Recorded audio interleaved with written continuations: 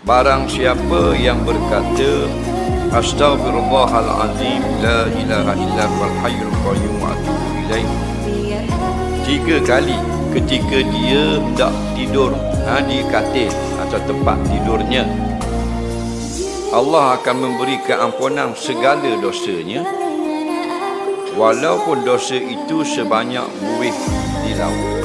Yang pertama Nabi sebut orang siapa yang berkata. Kita jadi hidup kita ini sebenarnya disuruh kata, disuruh buat. Hak tu nombor 1 sekali. Hak lain tu benda panggil remeh.